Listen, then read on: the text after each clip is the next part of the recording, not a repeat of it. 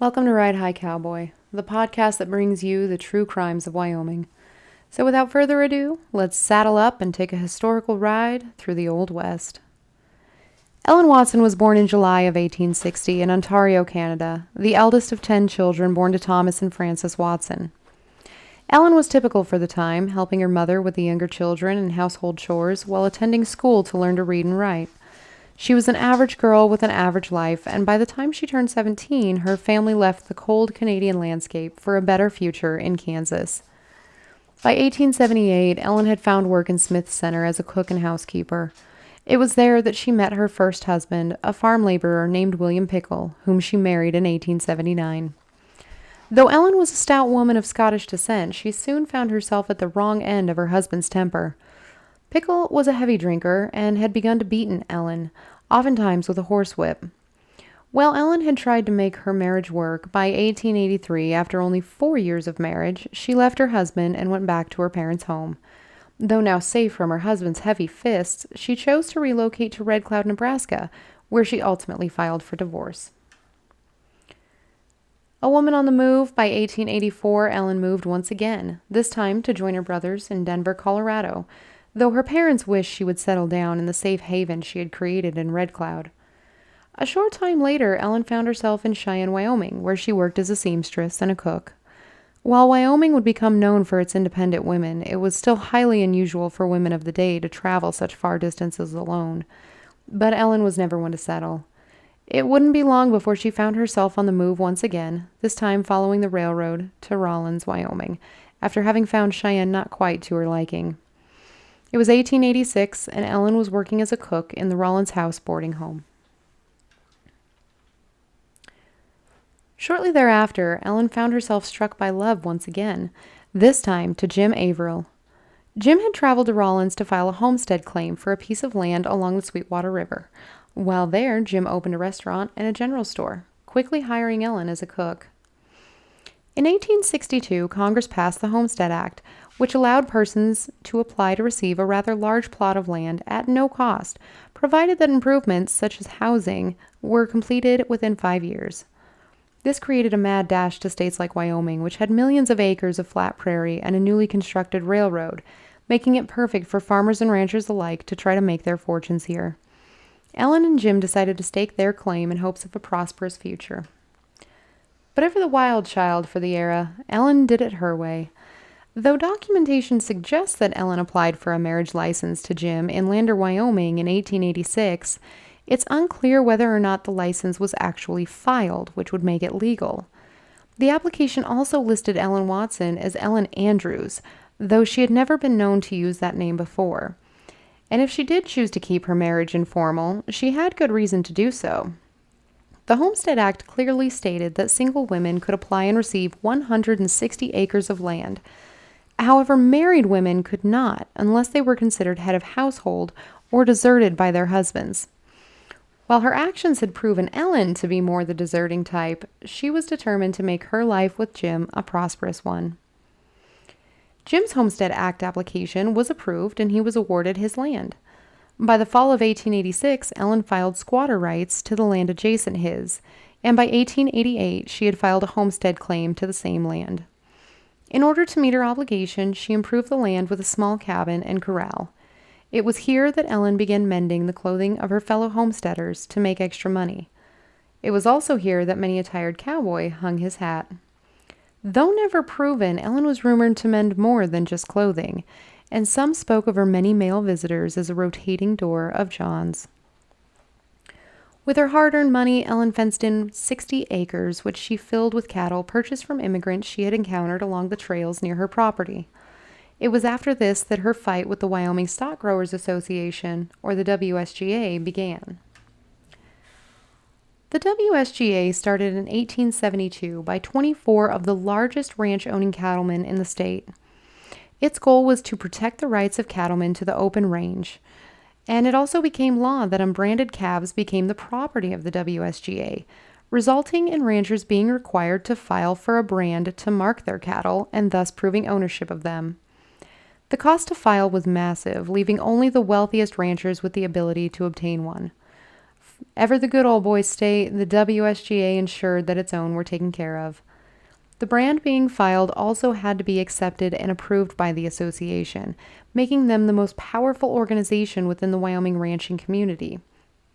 The association also limited the number of small ranches that could bid at cattle auctions, leaving many unable to grow their herds. With many unable to afford the brand, the WSGA laid claim to thousands of calves while small ranchers were left to flounder. Ellen and Jim had applied for 5 different brands over 3 years, but each one was denied. By 1889, Ellen successfully purchased a previously registered brand from fellow rancher John Crowder. The winter of 1880 proved the harsh reality that cattle grazing alone was not sustainable. Heavy snow covering the prairie lands made the underlying grass inaccessible to grazing cattle, and thus many herds died of starvation. Ranchers were forced to start growing grass and hay to supplement their cattle through the winter months. This made the large underground aquifers liquid gold. Water rights now came into question as ranchers depended heavily on the underground moisture to grow the feed needed for their livestock due to the lack of rainfall in the region. Many ranchers also chose to graze their cattle on public land rather than try to grow their own feed due to the lack of water. Access to water for irrigation became crucial, and Ellen and Jim happened to own over a mile of water along Horse Creek. By July of 1889, with her brand now legally obtained, Ellen and Jim rounded up their herd. While Ellen had started with 60 cattle, the years of harsh winters, butchering, and open land had dwindled her herd. On paper, Ellen owned 28 head of cattle, all of which she had purchased the year before, though when she and her husband rounded them up to be branded, they had 41. The possibility that neighboring ranches' cattle had broken through Ellen's fence and mingled with her own was high, but so was the probability that these additional calves were mavericks, which were unbranded cattle that legally belonged to the WSGA. It was noted in the ranch documents, the paperwork kept by ranches for tracking their cattle, that the condition of each one of Ellen's cattle was in poor health. It was at this time that Ellen had filed a request to dig an irrigation path from her water source to a location further inward on her property. This would have caused a loss of water to the ranchers downstream from her property, directly affecting her neighbors' access to the water they needed for their own ranches, including some members of the WSGA. Ellen and Jim's neighbor, a wealthy cattleman named Albert Bothwell, by law only owned the land that his house sat on, and nothing more. He had chosen to graze his cattle on the surrounding public land, which he had fenced in years prior to Ellen and Jim's claim, even though he didn't own it, which was not unheard of during that time. However, when Ellen was granted her land claim, it happened to be the exact land that Albert had fenced in for himself. Albert Bothwell was born in Iowa in 1855, moving to Wyoming and becoming a wealthy cattle baron, though no one saw him as important as he himself did. Those who knew Albert described him as arrogant, often doing whatever he pleased with no consequence due to his wealth and status. While not owning much land, Albert fenced off the public land around him in order to graze his many cattle, and had done so for many years without issue, until Ellen and Jim were awarded their homestead claims. The couple's claim happened to include the land that Albert had fenced for his own. Though Albert had no legal claim to the land he was using, he believed he could purchase the land from Ellen and Jim to avoid having to move his cattle to legally obtained land of his own farther away. After multiple attempts to secure the land from Ellen and her adamant refusals, Albert knew he had to find another way to take back the land. After months of back and forth between Albert, Ellen, and Jim decided to go to the paper. He wrote to the Casper Daily Mail and criticized the cattle barons, stating they had too much power. This step pushed Albert over the edge. Albert began publicly stating that Ellen and Jim had stolen his 14 cattle, nicknaming her Cattle Kate in the process, to anyone who would listen. Albert, being a wealthy landowner and cattle baron, had a lot of people listening. To add insult to injury, Albert also accused Ellen of being a prostitute who had accepted cattle as payment from her Johns. This went on for months, and after a while, Albert was able to convince the other ranchers in the area of Ellen and Jim's guilt. A mob was starting to form against Ellen and Jim. On July 20th, 1889, Albert held a meeting with his cattle baron cohorts, stating his claim of Ellen and Jim's guilt and citing range detective George Henderson as witness of their cattle theft. The attendants of the meeting were split, with some chalking this up to Albert's own self-importance and others demanding resolution.